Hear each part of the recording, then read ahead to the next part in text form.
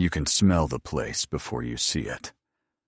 A sour, swampy sweetness that clings to the back of your throat, like old molasses spilled on hot wood.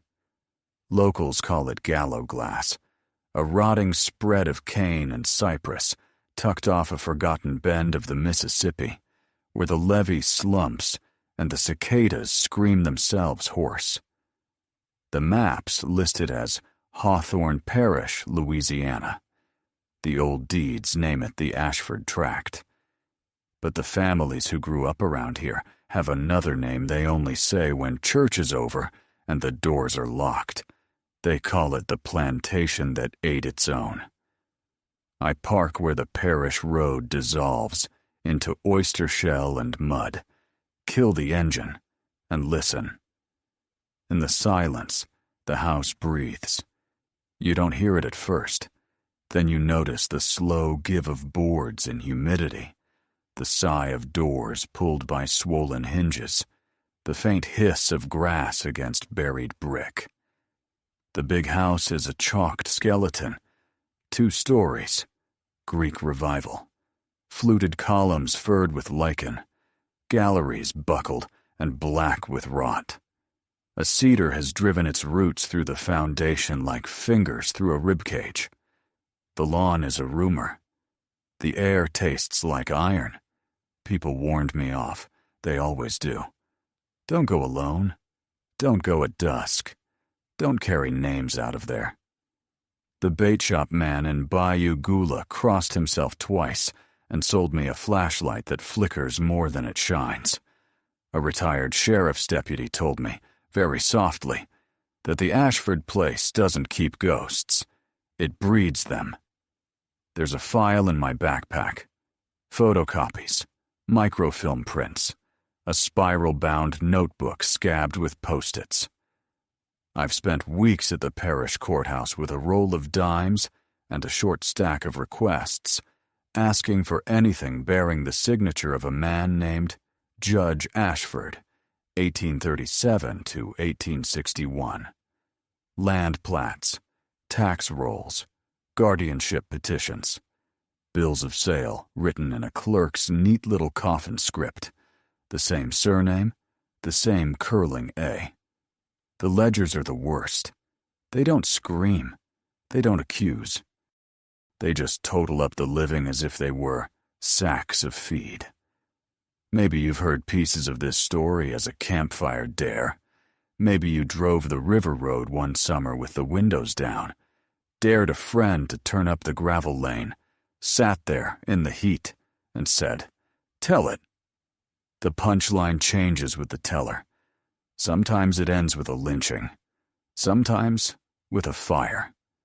Sometimes the house just swallows the names, and the storyteller blows out the lantern, and everyone goes home relieved to be alive. I'm not giving you a punchline tonight. I'm giving you paper. Names. Doors that open where they shouldn't.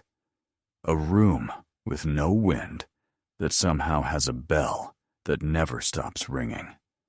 On a July afternoon stuffed with thunder, the clerk slid a book across the counter that no one had asked to see in a very long time.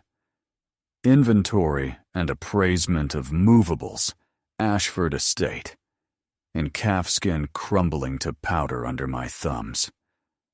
The first pages were ordinary evil, plows and kettles, ox yokes and seed corn. Then a section headed in careful hand, issue. Under that, columns, name, mother, father, age, remarks. The remarks column looks like a man whispering to himself at the end of the world. Strong hips, quick, likely, put with, keep with. The check marks are tidy, faintly greased by old fingers. The ink has browned. The arithmetic is perfect. You want to know if this is real? If somebody truly did the unthinkable under a roof where gospel was sung and grace was said? I need you to hold both things at once, the prudence of doubt and the courage to listen. Because in Hawthorne Parish, there are still front porches, where old men won't sit after sundown, not since the night the river went glassy and all the frogs went quiet at once. And there are still kitchen drawers where people keep letters they will not burn. Letters their grandmothers passed like a hot coal and said, "Don't open that, but don't lose it." The letter that brought me here is dated August 3rd, 1937, typed on onion skin and stamped Federal Writers Project in a wavering purple. A Works Progress Administration interviewer named C. Boone filed an account from a 91-year-old man living out past Plaquemine, a man who spent his first 20 years on the Ashford Tract. His name is Isaiah Carter in the transcript. He spells it Isaiah in his too careful signature. He tells jokes until he doesn't. He says he saw a girl swing a hoe like a sword. He says he knew the bell. It weren't in the chapel, Isaiah tells the interviewer. It was in the middle room of the longhouse, the one with no outside door. That was the breeding room, though we ain't call it that. We called it the counting room, 'cause that the one they counted in. Children. Months. Breaths. They rang that bell to say who go where. We knowed that bell from the womb. You hear it, and you either freeze or you run. And either way, the floor's still cold by the time you get there. The interviewer types laughs more than once, like he doesn't quite believe this tiny man with the hands like cypress knees. He stops laughing when Isaiah says a name. Judge. Just that. No surname. Judge say keep it in the kin. He say stock don't wander if the fence is inside it. He say blood don't run if it run in a circle. There is a pause on the page. You can feel the air leave the room 70 years ago. Then Isaiah says, they put brothers with sisters. They write it down like it ain't a sin, just a sum. And if anybody say a word, they ain't say it again next day. You hear me? I hear him. I hear him when I walk the breezeway between kitchen and house, and the heat falls off and it smells like carbolic and old milk. The hinges on the service door are bright with recent scratches, although there is no sign that anyone cares for this place. Windows stare. One is punched out like a missing tooth. A cypress stump pokes through the floorboards of the summer kitchen. The cook's hearth fallen, the copper damaged, a rusted ladle welded to the brick by decades of floods. You don't get many breezes this far from the main river, but something cold snakes up from the root cellar like a hand around your ankle. I'm not here to show you gore. That's not this channel. You know the worst without me painting it for you. Here is what I can say cleanly, and I will say it, because no one did for too long. There was a man here who turned a family into a trap. He measured wombs like hay bales. He made a pen inside a pen and told himself he had invented order. He gave that order a Bible word. He called it stewardship. He paid a preacher to find scripture that sounded like a lock clicking shut. In the probate file, there's a receipt for 2 crates of chalk and a barrel of lime. There is also a bill from a midwife, 207 attendances in a 3-year block. The midwife signed her name with a thorny X, and the clerk added Charity Boone in an educated hand. There's that surname again. I found it twice more, once in the 1850 Schedule of Mortality, once in the 1867 Register of Freed Births kept by the Freedmen's Bureau. And then, in a different place entirely, a church book from a tiny congregation upriver, where someone with a clean copperplate lists communicants admitted by examination. And there, tucked between 2 Susans, a charity. No surname, just a note. wept, stayed. You can explain a lot away on paper if you want to. You can call a man judge because his father was one. You can call a slave pen a nursery and a stockyard a longhouse. You can say issue instead of child. You can put a bell in a room and call it order. And if anybody asks why the room has no windows, you can say it's for the baby's quiet, the lady's modesty, the summer heat. And then you can sleep. People did. People who looked themselves in the face every morning for 30 years and said, "Don't you worry, my part is small." People who set a bowl down and turned away so they wouldn't see whose hands took it. People who folded quilts and did not count how many. I pass the dining room and freeze because the flies that should be clustered on a fallen pears and syrup print are hugging the south wall instead, jittering there as if the wall hums. It's plaster over old brick here, the wallpaper bubbled and weeping. There's a rectangle where a cupboard once hung, cleaner wood, a ghost shadow of shelves. Behind that, if the old floor plans are right, is the middle of the house, that windowless room Isaiah named, the counting room. Do you hear the bell? Not a sound, not really. More a shape the air makes, a slight tightening of the throat. There's a doorknob where no doorway is. That's impossible until I see the shape of the frame under the paper. Someone's attempt at a seal. Paint brushed over the seam. Paper laid. Pattern not quite matched. This wasn't a door you used to welcome guests. This was a door for moving bodies you had already decided were yours. When you knock, the house doesn't echo. It absorbs. The wallpaper gives under my knuckles like skin.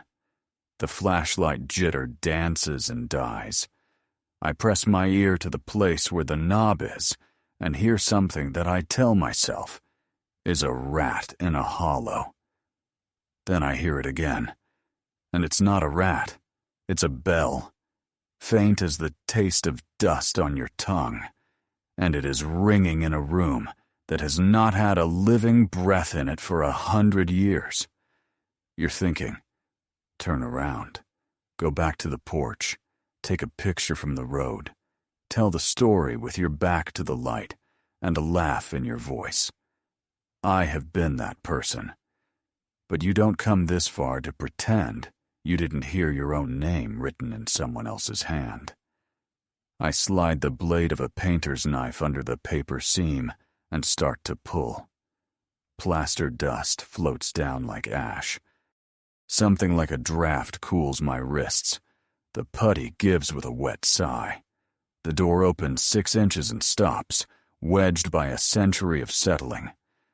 The smell that comes is neither rot nor mildew. It is bitter and clean and wrong, like the last thing you smell before a doctor puts a mask over your face. There is a cradle inside, or what's left of one, a plank rocker with one runner broken, a length of hand-woven ribbon knotted to the headboard, a table, a nail rail where a bell rope once hung, frayed lash of it still there, a mouse nest made of somebody's lace. The bell is gone. The rope is not. It rubs the floorboards in a wind that isn't. The walls are marked at 2 heights. Low, in the looping marks of a child practicing letters with a wet finger in dust. High, in the small, hard gouges of a nail or ring pulled quick in a hand that needed an anchor. There are no windows, and there's a second door opposite, also sealed, also papered. Do I read the names on the walls to you? Would it help to carry them? There's Saul, short for Sally, a curl of chalk that runs into a heart and stops. There's written again and again, as if the hand that wrote it was trying to remember how to call for her. There's a date, 1858. There's a hex mark scratched in a corner, 6-petaled, meant to catch something mean and keep it busy. There are 5 tally marks and a slanted slash. There are little prints where a child clapped powder from her hands. I close my eyes and let the air press against me until it doesn't. The midwife's voice waits for me in the courthouse basement on brittle onion skin, a statement taken in 1871 for a suit against the estate. 6 pages of halting testimony that smells like mouse droppings and old glue. Charity says she came when she was 9 and 10, a girl who could still feel her mother's palm on the back of her neck when she talked too loud. Charity said she learned where babies come from 3 ways: by watching goats, by watching women, and by watching men measure women with their eyes. Charity says a preacher told her, God has a fence and the devil has a hole. Charity says someone showed her how to tie a knot that means stay. Then she writes a name in the margin, and the clerk draws a heavy line over it like a censor. That line still shines when you tilt the page to the light. Under it, I can see the tail of an R and the beginning of an A. You want the present-day detail that makes the hair on the back of your neck lift? Here. 2 months ago, a developer filed a plan with the parish commission to stabilize and adaptively reuse the Ashford House as a weddings and events venue. I am not joking. Hydrangeas under the live oaks, Edison bulbs strung in the breezeway, a bridal suite in the north bedroom with shiplap walls and distressed mirrors. Very tasteful. Very Instagrammable. In the corner of their architectural rendering, like a fly the artist didn't notice, is a faint circle with a dot. Architects use that mark to show a bell. The corresponding contractor note says, existing feature to remain. Keep the bell. Sell the story. You're still with me. Good.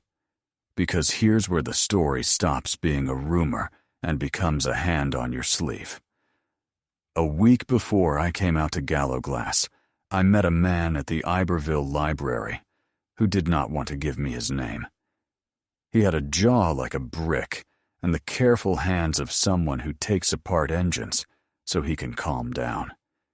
He said his great-grandmother was born on the Ashford place. He said his grandfather never took the river road after dark. He said when a baby came out and the umbilical went cold in the air, the midwife would tie 1 more knot than she needed to, a slip knot you couldn't see unless you knew to look. It meant, don't take this one from her. Don't mark this one for the bell. I asked him if anyone ever cut those knots, and he laughed once, without humor, like a cough. Then he did something I wasn't ready for.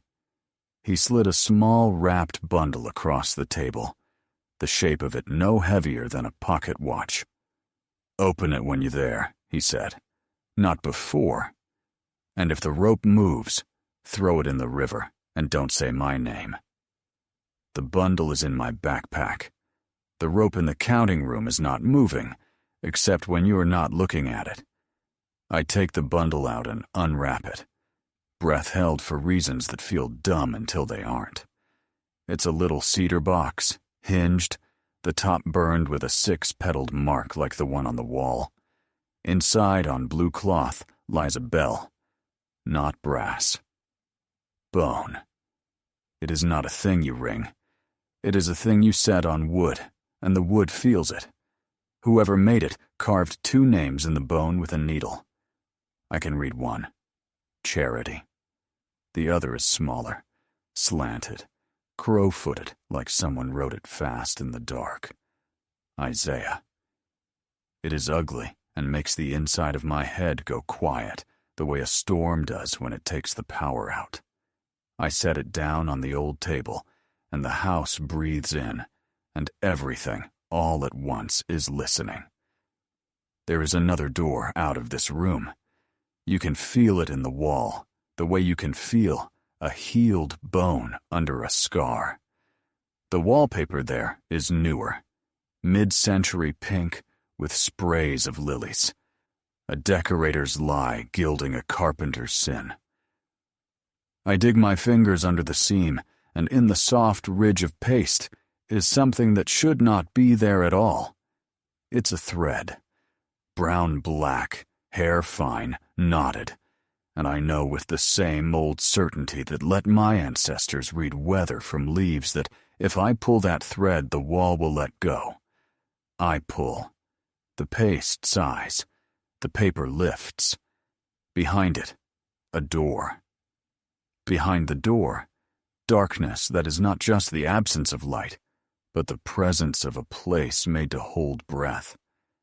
I step through into a corridor of brick so tight my shoulders brush each side. There is a right-hand turn where the plan says there should be none. This is not a servant's hall. This is a bolt hole. There is a nail on the wall with a string tied to it, the string going down into a slot in the floor. I pull the string and feel a latch give. Heavy. A panel somewhere very near slides with a slow, embarrassed scrape. I don't think. I duck through. The room is half height, half finished, half remembered. There's a ledger on a shelf, too dry to touch, each page sealed by humidity into the next. There is a cradle board without its cradle, a thing made to hold a new life very still. On a peg, a preacher's collar, cracked black leather. On the floor, in a square of light that cannot be coming from anywhere, a chessboard with one piece lying on its side, a bishop. I have the irrational thought that if I set the bishop upright, I will not be able to leave. I set the bone bell on the shelf. The room reduces itself to heartbeat and breath drawn through teeth. There is writing on the wall here, too, not chalk, not knife, not powder. It is ink. It is a man's hand, proud of its R's. It says, Order number 17. Below, keep it in the kin. Below that, proven yield superior. Below that, in another hand, a clerk's, smaller, a contradiction in half an inch of ink. Losses intolerable. It's a truth about monsters that they often think they are scientists.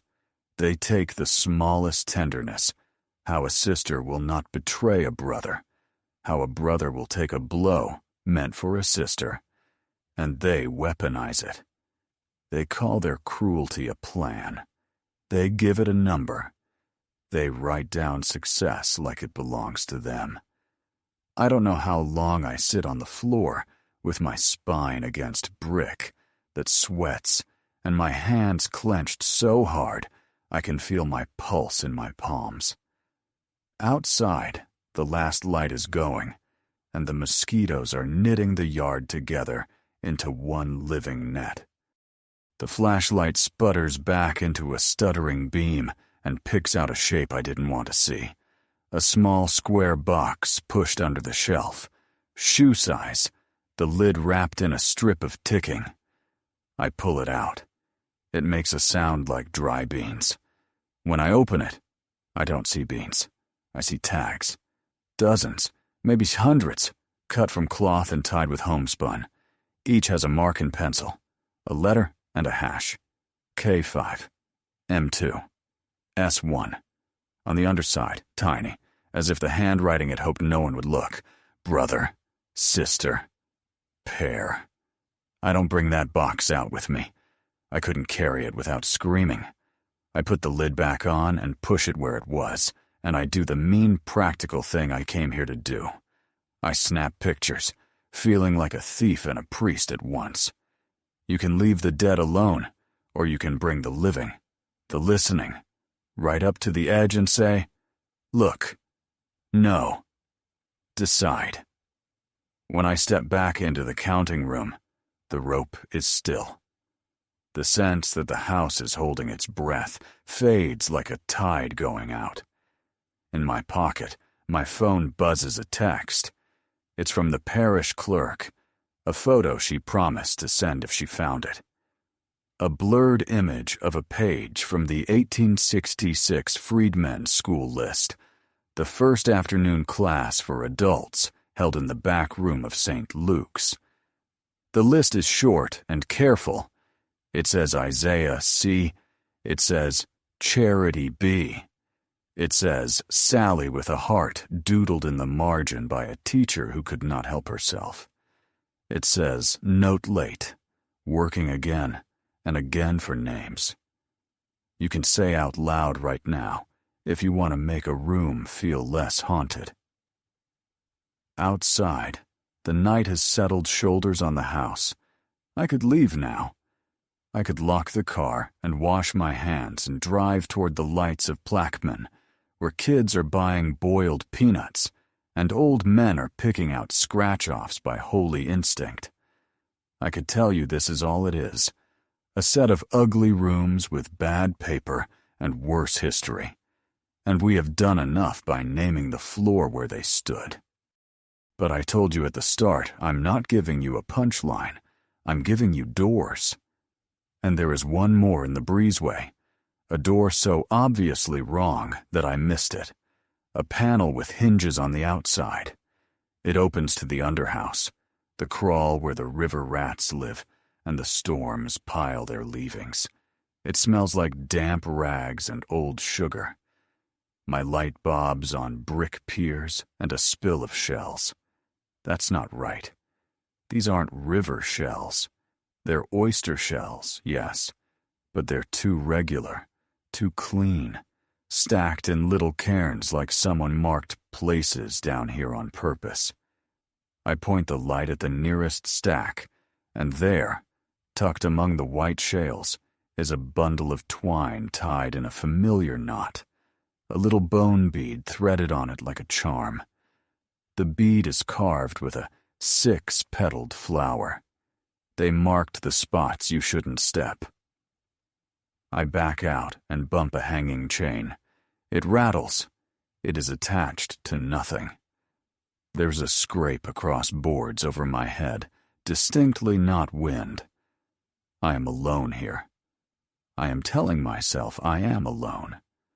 I am also telling you that sometimes a house remembers what was done in it, and sometimes it tries to teach you to leave. When the first drop of rain hits the porch, it is big as a quarter and warm as a mouth. A second follows.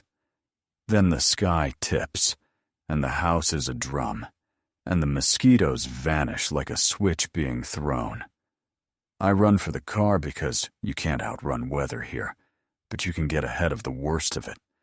And because the file on the passenger seat has something I haven't shown you yet. A list of names from a tiny cemetery behind a tin-roofed church 5 miles upriver. If you want to know whether anyone stood up to Judge Ashford, whether anyone cut the bell rope and broke the ledger and said, "Not this," you start by walking names.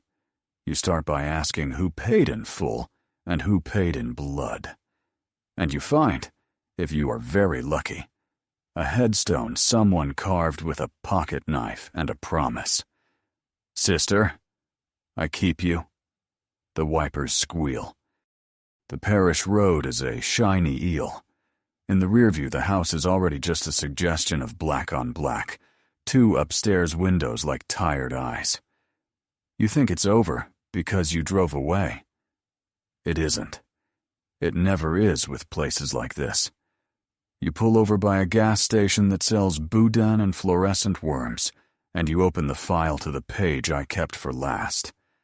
It's a marriage list from 1880, stamped by a county that wasn't much good to anybody until it was, and the names make you put your head down on the wheel because they are so ordinary and so miraculous in that order. Isaiah C. to Charity. B. Witness, Reverend Elias Boone. There's that name again. There's that bell again. There's that stubborn, scandalous human thing that survives inside even the most careful cruelty. You want me to prove everything with photographs and footnotes and plaques. You should. That's how the world changes. But tonight, I want you to do something else first. I want you to sit in whatever room you're in and feel the way the air thickens around a secret that is done letting itself be quiet. I want you to picture a rope that doesn't move until someone looks away. I want you to picture a ledger with a clerk's tiny, shaking correction. Losses intolerable. I want you to ask yourself what you would have done if the bell rang and someone called your name from a room with no window. Would you go? Would you run? Would you cut the rope and damn the arithmetic? The rain slackens. Across the highway, a train howls, a long, low, almost human sound, then pushes on into the dark. I close the file and turn the key, because there is a churchyard to find, and a stone to read by flashlight, and a small metal box I need to show to a woman who keeps a faded ribbon in her freezer, because her grandmother said it has to stay cold, or it'll wake up.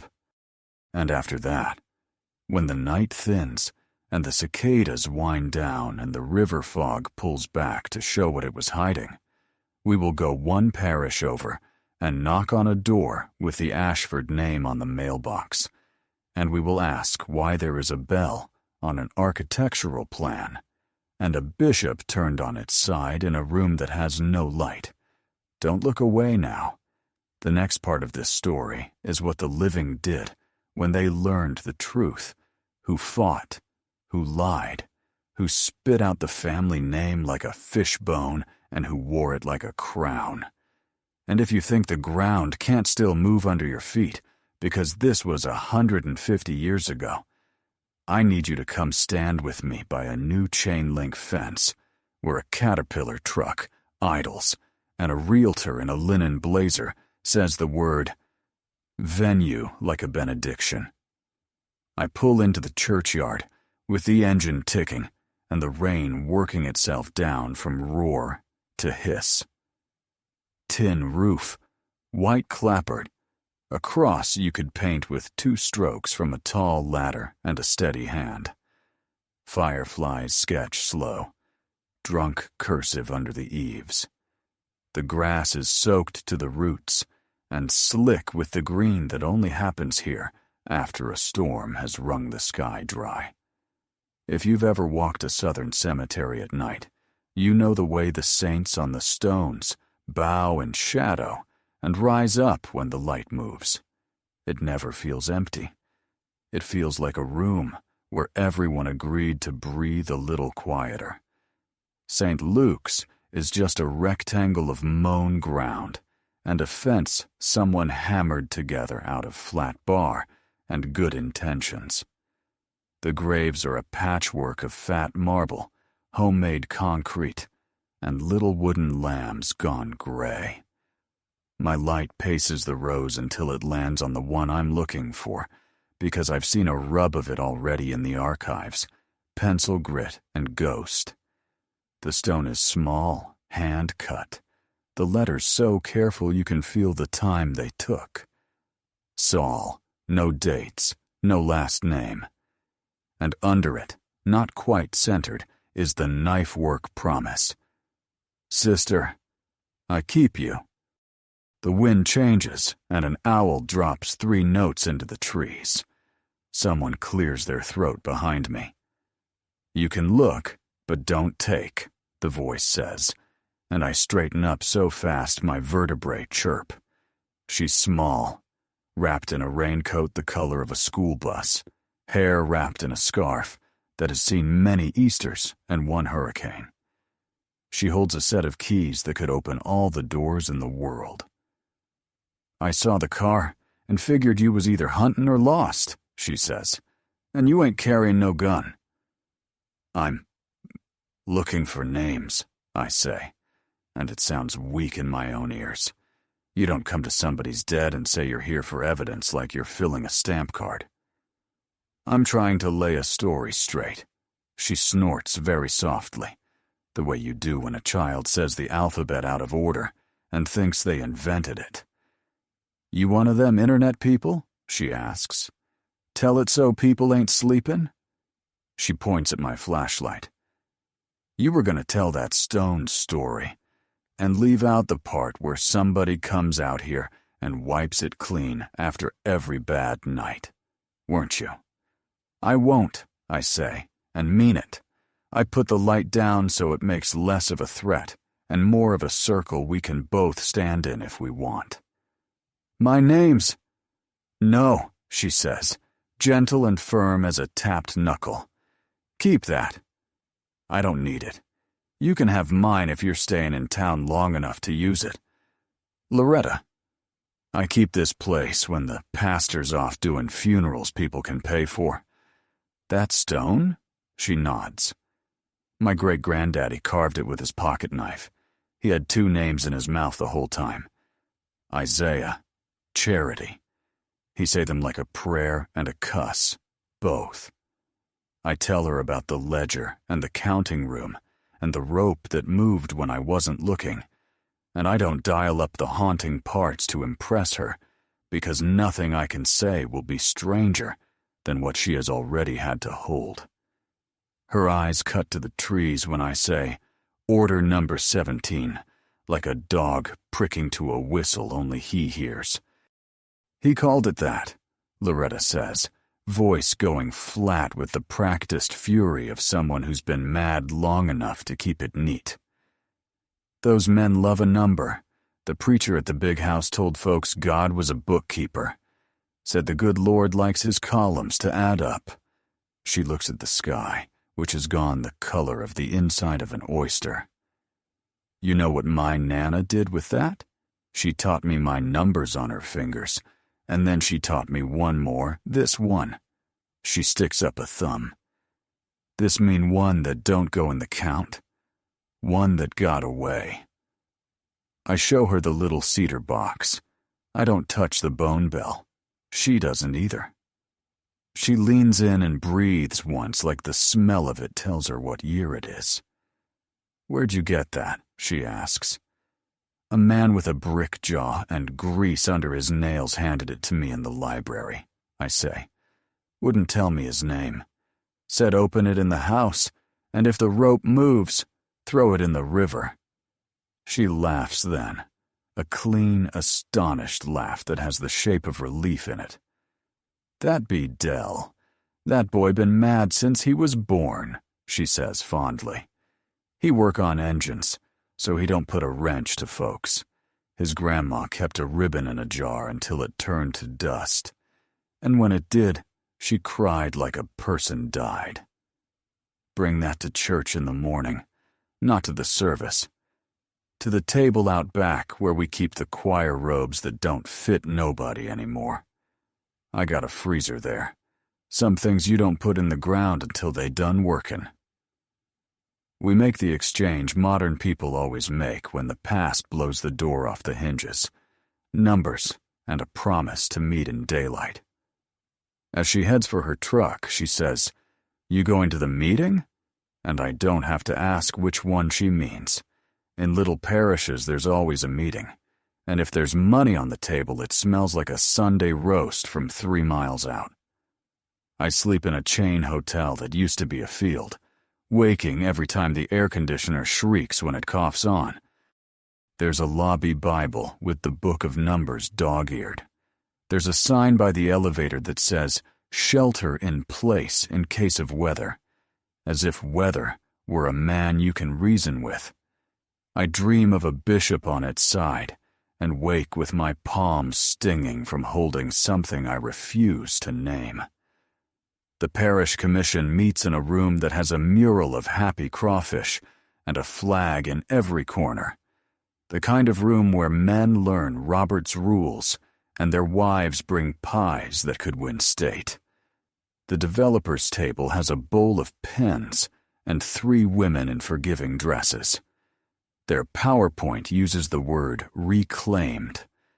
Their architect wears sneakers and a haircut that says he knows where the good coffee is in every city in America.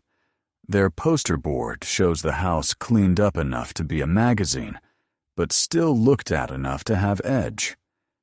In the upper right, small, in a note only a person with eyes like a crow would see, is the circle and dot mark again.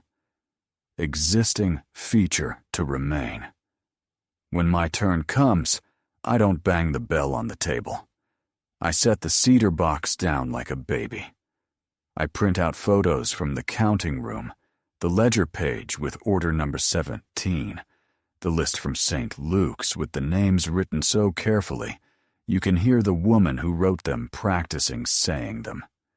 I tell them exactly what Isaiah told the WPA man, and I say forced pairing and assault, and I do not say any word for sex, because that is not what happened in that room, and I am not going to do them the courtesy of calling it that. I say, a man put a bell in a room where he made the rules, and he called it God.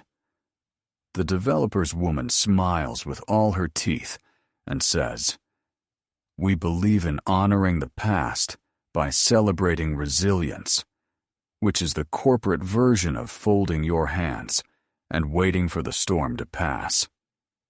She says, "We will put a plaque." She says, "We will offer educational tours." She says, "We will build community." 3 pews back, Loretta says, "You gon' let folks promise themselves their love in a room where somebody did what they did? You gon' sell cake next to that rope?" And you can see the moment where she could have screamed, and it would have been easier for the room to dismiss her. But she doesn't. She folds her anger like a handkerchief and tucks it in her sleeve and says, "Don't make a fool of us."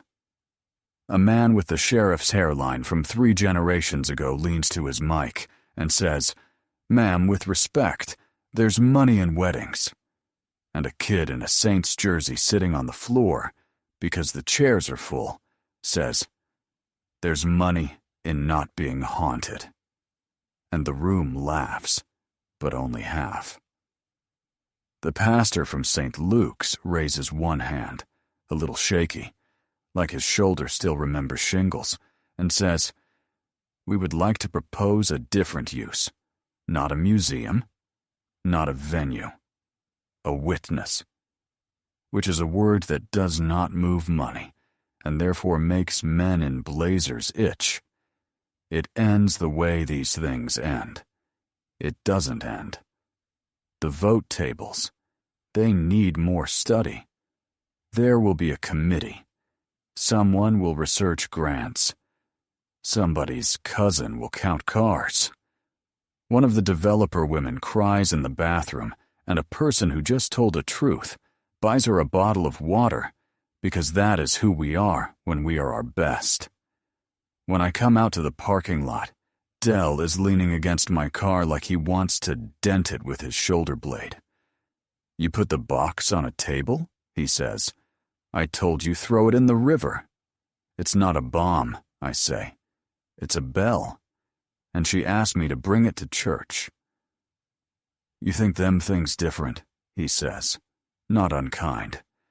"You think you ring one and don't blow up nothing." He rubs his jaw with his palm, and under his nails is the indestructible black of years. "I went out there once with my cousin," he says. "We took a receipt book from the long room, thought we was doing a thing. He died that summer on a 4-wheeler in a ditch full of ditch water, and the old folks say the house don't like stealing. I say a ditch is a ditch. Come tonight," I say. "Not to the house, to the church. Bring whoever told you to throw it in the river." He looks at me like he wants to turn me into a story he tells in bars to get a laugh. Then he puts his palms on the hood of my car and leans there a second, patient as a stork.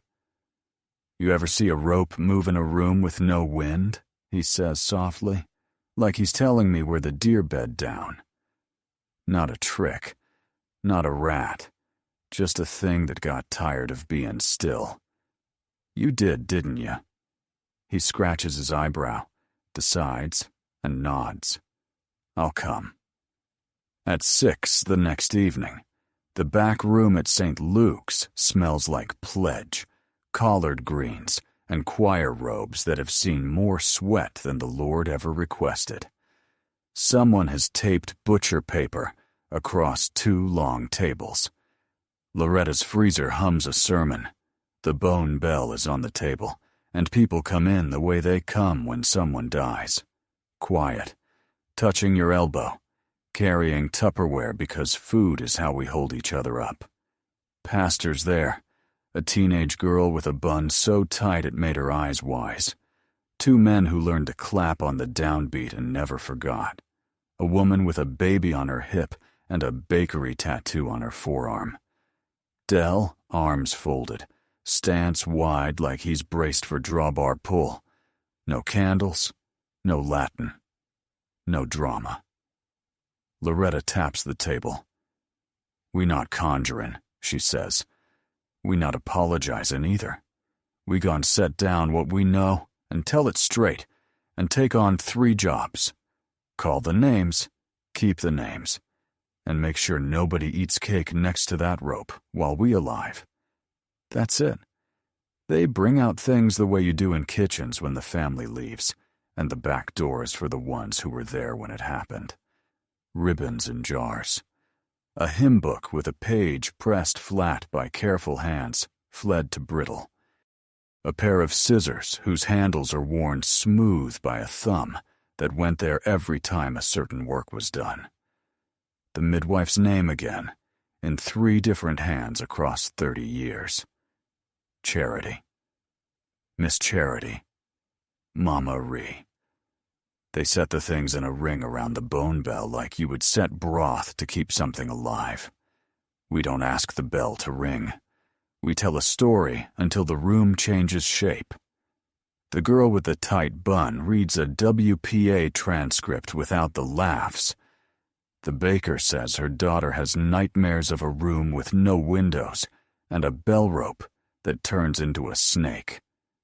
The clapping men remember a song their granddaddy only sang in August. 6 steps and a stomp. A ring shout bent small to fit a sharecropper's shack. They hum it, and the floor ticks like it remembers the pattern. The pastor puts his hand over the bell and says, "We ain't turning you into a souvenir," which is a sentence as honest as any confession. I hear you in the comments, right here, right now, writing this with your thumbs. What about the crime? What about the proof? You promised a story we could tell ourselves was true. You want me to draw you a map from the room with no windows to a court case with a headline that makes somebody in New York spit his coffee. You want the part where a judge slams a gavel and the house comes down in a cloud of moral clarity. Baby, I want that too. But the worst crimes this place taught were clever. They wore lace gloves to handle the ugly, and they wrote receipts in a clerk's hand. The law did what paper told it. So we make a different law in the back room. We pass a piece of butcher paper, and each person writes a name, just one to start. Sal. Sister, I keep you. Isaiah. Charity. A deacon booker who would not preach after he saw the ledger. A Miss Liza who opened the counting room door and put 3 girls in a sugar wagon and walked east until her feet bled like somebody had planted nails in the road. We write them both, the monsters and the people who stood in the door, because this isn't a courtroom where only one voice gets to finish. It's a kitchen, and everybody gets a spoon. When the paper is full, the pastor tears it into strips and hands a strip to each of us and says, "Put this where it can do the most trouble." and everyone laughs, and then nobody does, because we all think of different doors. Mine goes under the spare tire in my trunk, a place this story will bounce on every road I take until I die. Night again. You think I'm going back to the house. I'm not yet. The house can wait. The living can't. The developer drops a press release about their heritage-centered activation. They use a sepia filter on the rendering. They DM the pastor asking to collaborate. Someone leaks me an email where the architect writes, "The bell is a brand asset." I don't sleep. I write a thing with all the names in it, and I send it to a reporter who got fired once for telling the truth too soon. There's a rattle at my door at 3:19 a.m., the exact kind of rattle that makes you meet yourself. It's Dell, barefoot, wild-eyed, hands open like he has been holding lightning and needs me to take some. "You gotta come now," he says. "The house is talking." We don't change clothes. We don't brush teeth. We don't bring anything but the bone bell in its box, which I tuck under my shirt like a contraband heart. The parish road is a wet ribbon, and the ditches are full of frogs that throw themselves under the tires like they are tired of being frogs. The house rises up the way a ship does, all at once, and the air goes cool and wrong, like the inside of a doctor's mask. The porch complains. The door gives under my hand, like it has been waiting for me specifically, and is offended I'm late. The counting room is exactly as it was, except for one thing that makes my scalp crawl so fast I feel it in my teeth. The rope is now in the center of the room, a loop of it coiled on the floor, like somebody laid down a sleeping thing and dared you to step over it. There are footprints in the dust that are not mine. They are small and deliberate and end at the wall and do not turn back. "I was sleeping and I heard it," Dell says, voice so low the words have to climb. The bell that ain't there. It rang like somebody was pulling it gentle. Not scared. Not mean. Just ringing like you callin' chickens. I got in my truck. I ain't even grabbed my shoes. I set the bone bell on the table. It makes a sound like a breath remembered. Something changes in the walls. A tension. A readiness. I am not a priest. I am not a cop. I am a person with a flashlight and a bell made from something that used to be alive. I say, we're not here to wake anything. We're here to see. On the shelf in the hidden room, there was that bishop piece on its side, the one I told myself I would not touch because horror movies taught me anything. I go get it anyway, because what we're doing is not a horror movie. It's a life.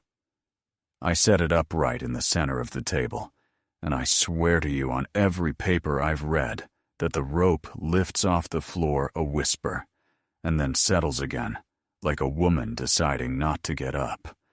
Out of the corner of my eye, something moves. I don't turn, because if I do, and nothing is there, my knees will forget how to be knees. Instead, I look at the floor, where light can't lie. Footprints, small and deliberate, appear one after another, in a little arc, like someone walking around an altar. They stop beside the rope. A little handprint joins them, fingers splayed, palm down. And for a second, the room is two rooms, a past one with breath and a present one with me in it, layered like tracing paper. If you're waiting for a face, for a girl in rags with hair in her eyes and a mouthful of river water, I'm sorry. You know I don't do that here. No jump scare. No cheap. The only faces in this room are the ones we brought. But the rope moves again, and it makes a shape I recognize. It ties itself the way a woman with work to do ties a thing that matters. Not a bow, not a knot that bites and cannot be undone. A slip, the kind you can pull and it will fall, and no one will know it was ever there. My throat closes the way it did when I smelled the lime. I have to remind myself to breathe. "We see you," I whisper, and it's corny until it's not. "We got the names. We got Sister I Keep You. We got a church that ain't a museum. We will not let them sell cake next to this rope." Del makes a sound that could be a laugh, and could be something else. He takes out his pocket knife like he has been waiting to have a use for it that isn't gaskets and hoses. He puts the blade under the rope and looks at me like he remembers the exact line where things become a ritual and cannot be undone. "You sure?" he says. "You cut it and it's cut. You leave it and it stays on us." I don't answer because it isn't my bell, and it isn't my rope. Loretta is in the doorway, raincoat open, slippers soaked, hair wrap crooked like she ran. She must have gotten the same call, the bell rung in the same place in her head. She steps inside the circle, like she was born knowing how. She doesn't touch the rope, she touches Del's wrist. "Use the old knot," she says. "Not the cut. Tie it how Miss Charity did." His hands shake once, and then don't. He makes the slip knot I saw in the wall paste, the one somebody made quick with paste on their fingers and a prayer in their mouth. And when it's done, the rope goes slack with a little satisfied sigh you can feel in the soles of your feet. The bell doesn't ring. It doesn't have to. The floorboards breathe out. The chalk letters on the wall look less like a wound and more like the handwriting on a recipe card you finally learn by heart. The air stops tasting like metal. Outside, the rain that wasn't there starts. Just a little sheet of it, just enough to lay the dust and make the frogs believe in their own songs again. We don't take anything with us. Not a ledger, not a bell, not a nail. We put the bone bell back in its cedar box, and Loretta puts the box inside a Tupperware inside a tote bag, because that's what sacred looks like when you intend to keep it. We walk out past the breezeway, where the developer's rendering shows Edison bulbs, and the only light is the miserable bulb somebody put there in 1983. It flickers. It gives up. The moon takes over. There's a truck parked crooked with its doors open, and a form standing between the magnolias, like a person in a painting who knows he's being watched. He steps forward, and I recognize the architect from the meeting. Sneakers gray with honest mud now, hair not quite so certain. "I didn't come to fight," he says, and for the first time since I've heard his voice, it's his, not his firm's. "I saw your photos. Someone forwarded them. I wanted to see if I felt anything." He swallows hard enough that I hear it. "I do." "You ain't got to tell us that," Del says. "Doing something beats feeling." It should be a spit of a line, but it isn't. It lands like a handshake. "I rescinded my bid," the architect blurts, as if his mouth decided ahead of his spine. "They'll replace me. But they can't replace me on the state review. I can write a letter that says, unstable foundation, unfit for assembly occupancy.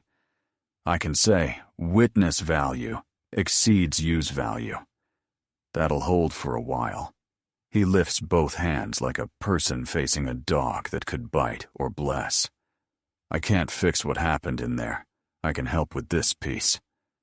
Loretta considers him with the long look of a woman who has watched men promise things and deliver what is cheapest. Then she nods once, a small thing, but heavy as a bell. "You can come to the back room," she says. "You can write the names on the paper." The days after that are messy and boring, and therefore holy. Paperwork, letters, calls. A woman in Baton Rouge who speaks fluent Grant and can smell a hustle on the wind. A man from the state who says heritage landscape, like he put it on his Christmas list. A film crew who doesn't get to go into the counting room because this isn't television. We put a chain on the driveway, not to keep ghosts in, but to keep bachelorettes out. The developer keeps their billboard up longer than dignity requires, but eventually it comes down the way everything does here. The wind sees to it. There is a Sunday when the pastor lets the choir decide what to sing without looking at the bulletin, and they choose the oldest song in the room. It has a step you don't write down. You just learn from the hips of the person next to you. The children try it and fall out, and try again until it's under their skin, and they don't know how they know it. Ellipses of sweat appear on the men's backs, and the fans move air like they always did. And on the far pew, a woman with a baby laughs with her eyes closed, like something finally got let out of a room and did not turn on anyone when it got free. I go back to the house one more time because that's what storytelling demands. Not a victory lap, but a check. The breezeway still smells like old milk and carbolic. The counting room is quiet, and quiet here is not nothing. It is a specific mercy. The rope lies where it lies. The chalk writing is the same as chalk writing always is, brave against everything that eats it. The chess bishop is on its side again, not because anything knocked it over, but because that is where it belongs. I don't write it. I'm done setting pieces. That's for someone else now. Some kid with dirt on his knees who thinks a bishop is a hat.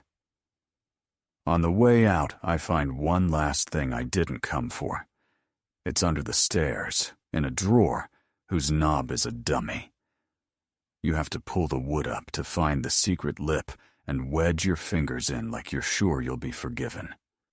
It's a Bible, of course it is, because these stories always end with a book.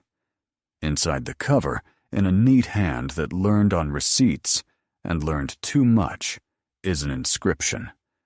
For E.B. from J.A. Stewardship. The rest of the pages are ruined by rain. The ink bled into curls and ghosts. But the family birth section is legible enough to break a person in half. It's a ledger dressed as a blessing. Someone kept track of what they did in a book meant to tell them not to do it. I take a photo of that page, and then one of my shoe in the frame, because evidence should always include the person who was audacious enough to gather it. Then I put the Bible back in the drawer and shut it with the gentleness you reserve for people who don't know how to be touched. You want an ending. You deserve one. Here's what I can give you, and not lie. The parish never votes to make the Ashford place a venue. They never vote to make it a museum either. The paperwork takes a shape none of us planned. Conservation easement, community stewardship, a deed that says no weddings, and a trust that says no tours after dark and no candles, ever. The counting room keeps its door closed. The bell stays in the freezer until the day Loretta decides it doesn't, and then it sits in the sacristy behind 6 casseroles and a bag of ice for skinned knees. A school bus lets out a class in May, and they write names on butcher paper and ask good, mean questions, and nobody says, "Don't ask that," because that is how you raise ghosts. A bride takes pictures under the live oaks at a different plantation that didn't do what this one did, and I don't know how to feel about that, and maybe that's right. Dell fixes 100 more engines. He keeps a picture in his toolbox of a rope tied the way his blood remembers. The architect writes his letter and gets a call from his boss that is not kind, and he takes a different job doing adaptive reuse of a schoolhouse that's been dead 40 years. And the first thing he does is put down his laptop and walk the ridge of the roof and put his hand on the bell and say, "You can stay." I go home. I write. You click. You comment. Some of you tell me I made it up. Some of you tell me you dreamed about carrying your sister. Some of you tell me you didn't know the past could be this loud this far away. None of that changes what the chalk says on the wall of a counting room in a house that will not come when you call it. Nothing we do changes what was done in it. But this we can do, and this we will do, because somebody finally asked. We can keep the rope from becoming a ribbon on a dessert table. We can keep a bone bell from turning into a brand. On the last night I'm there, I drive the river road with the windows down, because you can forgive the river for everything if you let it put its hands on your face. The levee lights flicker at their own pace, not ours. A heron lifts off the spillway like a wet sheet. I pull over one more time at the chain across the Ashford Drive, and I roll the butcher paper strip in my hand until the sweat makes the ink bleed. I tuck it up under the gate hinge, a place no one looks unless they need to, and I say, "Sow" out loud enough that a frog answers. You want to know if evil wore a respectable face here? It did. You want to know if love did too? It did. You want to know if we make it out? We do what we've always done when someone puts a bell on us and says, "Come." We look at each other and say, "Not today." We tie the knot that means stay. We write, "Sister, I keep you where somebody can find it." We witness. We cut the count. If you've been here all this way, you know why this story can't end with the house falling down or the sky cracking open. The end is slower and meaner and better than that. It's paperwork filed and copies made and ribbons tied the old way. It's a bone bell that doesn't need to ring because we finally heard it. It's names set in kitchens. It's a bishop on its side, telling you there was a game once, and it's over now, and we don't have to play it again. By the next week, the parish paper runs a 3-paragraph piece that gets half the details wrong, and one thing perfectly right. Community asks parish to recognize historic burials at Ashford site. That word, burials, moves the conversation out of mood and into law. In Louisiana, you can charm your way around a lot of things, but you don't build a dance floor on a graveyard. Even men who think a ledger is scripture flinch at that line. The pastor calls a friend at Southern who knows a woman at LSU who knows a man with ground-penetrating radar and a pickup that smells like coffee and wet rope. He shows up in a polo shirt that says Archaeogeophysics in tiny stitched letters, as if the word might spook the dead. And he spends a long, humid day walking gridded lines, while Dell and 2 teenagers string flagging tape from magnolia to magnolia like orange spider silk. The machine beeps in secrets. The screen shows little interruptions in soil that only look like confessions, once somebody tells you how to read them. The man in the polo doesn't promise anything until he has to, and then he points with a sunburnt finger to a cluster of rectangles the size of kitchen tables, and says, very simply, "Yes. We plant survey flags like matchsticks in a child's drawing. 12, then 19, then 31. Not random. No horror ever is. A pattern emerges like a quilt. Shallow trenches near the breezeway. Single rectangles near the back steps. 2 long curls beyond the kitchen, like a pair of parentheses, holding something that cannot be printed.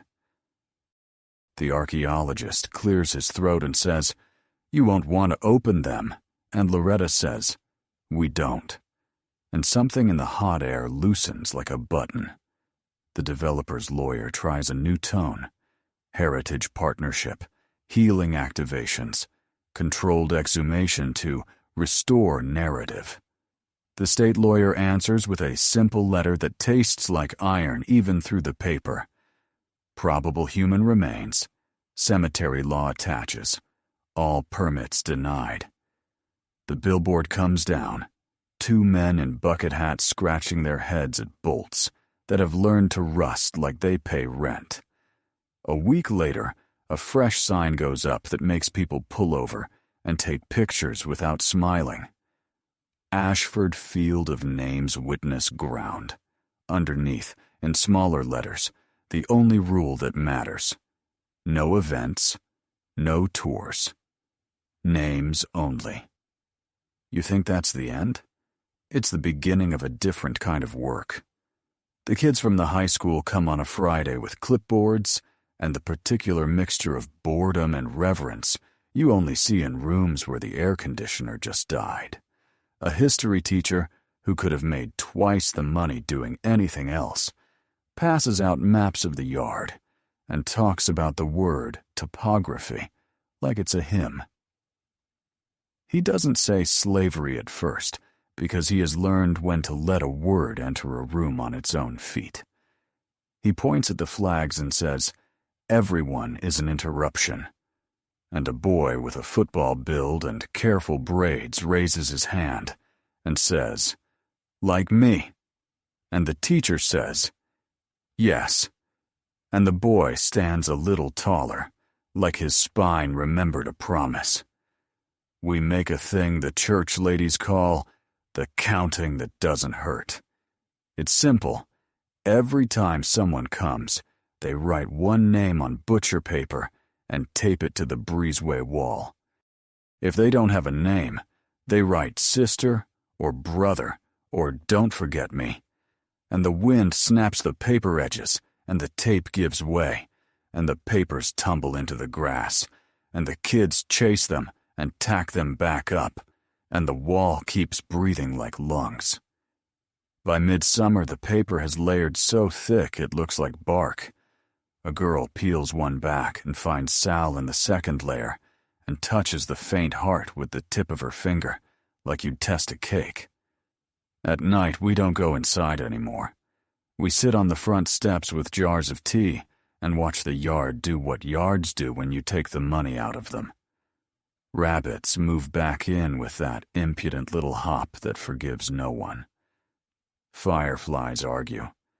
The river sends up its fog like a rehearsal. The rope in the counting room doesn't move. It doesn't have to. Every once in a while, when the cicadas stop like they heard a gunshot, and the frogs take a breath as if a conductor lifted his hand, the floor under the breezeway ticks like a cooling engine, and the bell you can't see remembers. It could be a sound. We tell it we heard it already. We tell it it can rest. Then, because evil doesn't let go without checking your grip, the Ashford kin crawl out of their quiet houses and tell us we're ruining a good name. One shows up in a pressed shirt that smells like new money and says we're making ancestral defamation. He can't say the word incest without choking on it. He calls it the rumor, and his lawyer calls it alleged. He waves a paper at the pastor, and the pastor doesn't take it. And Loretta laughs in a way that has saved lives and ended fights, and she says, "Baby, the only person defaming your people is your ancestor, who wrote down what he did in a Bible."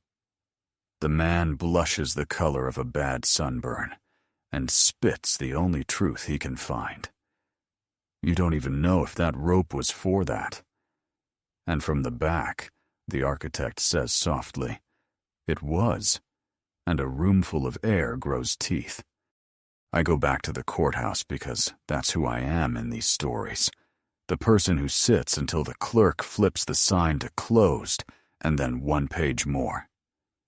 In a box mislabeled Fraser Fences, I find a bundle of receipts that don't belong there, a magistrate's inventory, a list of fines levied in 1869 on persons of recent freedom for the crimes of insolence, vagrancy, and assembly without white. The fine amounts are small enough to be mean and big enough to break a week. At the bottom, a scrawl J.A. and 2 words that freeze the blood in every name they touch. Assigned labor. Order number 17 didn't die. It changed uniforms. After the war, when the law learned to look like mercy, men like Judge Ashford learned to wear the law. You couldn't sell a sister to a brother under a steeple anymore, but you could sell a man's time to a lumber yard for a debt you invented. You could put a bell on a work camp and call it industry. You could ring it at dawn and not think about who still heard it in their sleep. I bring the receipts to the back room at St. Luke's, and we add a new poster to our wall of plain talk. A bell is a bell, even if you move it. We draw an arrow from counting room to convict lease. We draw another to company town. The high schoolers nod like they knew this already because on some level they did. Evil doesn't need fresh ideas. It just needs fresh stationery. Dell says, "We should burn the long room," and 3 people say, "Yes," the way you do when a thought you've sat on too long stands up and stretches. The pastor taps the table with his knuckles and says, "No, not because he loves the wood, but because he hates forgetting. If we make a hole," he says, "somebody will fill it with cake."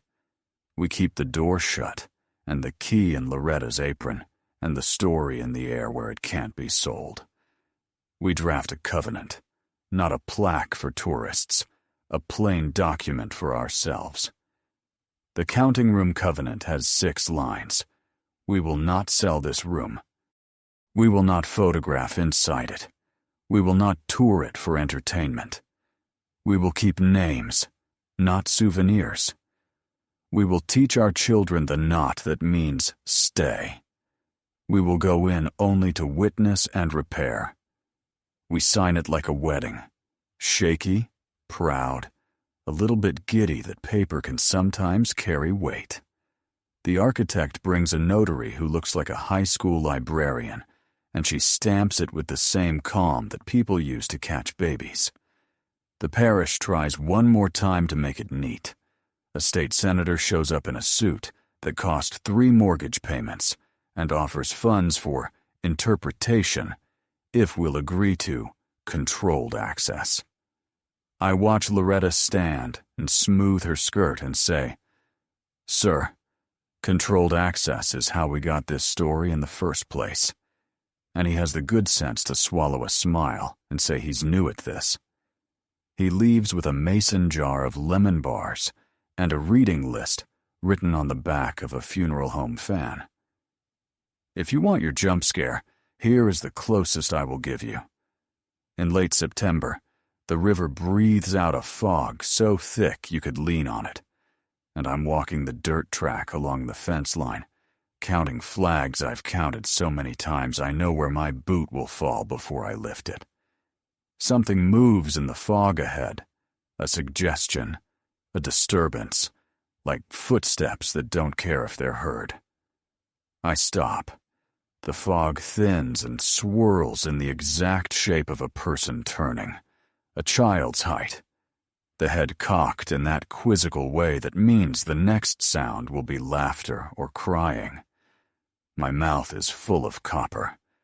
Then the fog tears and runs away, and the shape is gone, and I am standing in a yard where rabbits are greedy and flags don't lie. I say out loud to the empty, We didn't sell the rope. And a wind comes off the river, and a flag clicks against its stick like a fingernail on a jar. We mark the year with a remembrance that is not a festival. No vendors, no stage. Paper cups of tea that taste like the kitchen where they were poured. A table with the butcher paper strips and a Sharpie in a coffee mug. A school band that doesn't know a ring shout, but knows what it feels like to play for your grandparents. The pastor says exactly what needs saying, and no more. He names 5, then 10, then stops and says, "You know the rest." And everyone nods because they do. Loretta reads the covenant. Dell stands with his hands behind his back, like a man who learned a shape and can't unlearn it. The architect sits on the steps with his sneakers off and his toes in the dust, like he's trying on the ground. The teenagers do the step wrong, and then right, and then wrong again. And someone who remembers shows them the slant on the third beat, and the sound the heel makes when you want to call something, not to you, but home. A month later, a fancy magazine calls me. They want access. They say the word exclusive, the way you would say antibiotics in a sick house. I tell them about the covenant, and they offer more money. And I tell them to send it to St. Luke's freezer fund. And they don't laugh because they think I'm kidding. I'm not. Cold keeps. We put the bone bell back in its cedar, the cedar in its Tupperware, the Tupperware in the freezer behind a bag of ice, and 4 casseroles labeled in a hand that doesn't need to be read to be known. When the power blinks in a summer storm, Loretta calls Dell, and he comes with a generator in the back of his truck, like the cavalry that actually shows up. We don't go into the counting room for a year. Not because we're afraid, because we're disciplined. The first time the door opens again is because the wallpaper slumped and someone needed to catch it before it tore wrong. 3 of us go in. The air is just air. The rope lies the way rope lies when it's finished with you. Chalk holds to plaster the way a promise holds to an aging brain. We retack the paper with paste that smells like kindergarten, and we hum a tune to keep our hands from shaking, and we don't look for anything that needs finding, because we already did. If you stand at the chain at the head of the driveway now, you'll see a difference your eyes can't name. The house isn't clean. God spare us from that, but it is specific. The weeds along the steps know where to stop. The porch has a crease down its middle like a freshly folded shirt. The live oaks don't hang as if ashamed, and if you listen very carefully, you won't hear the bell. That's not because it isn't there. It's because it doesn't have to ring to be believed anymore. That is what witness does to a place. It lets the worst things sleep. Is this the end? Yes. This story of a house that taught itself to tell the truth, of a community that chose witness over profit, of a bell that didn't get to be a brand, is finished. If you want more like this, more American places that look respectable until you touch the wallpaper and feel the seam, tell me what state you're in and what name your grandparents won't say after dark.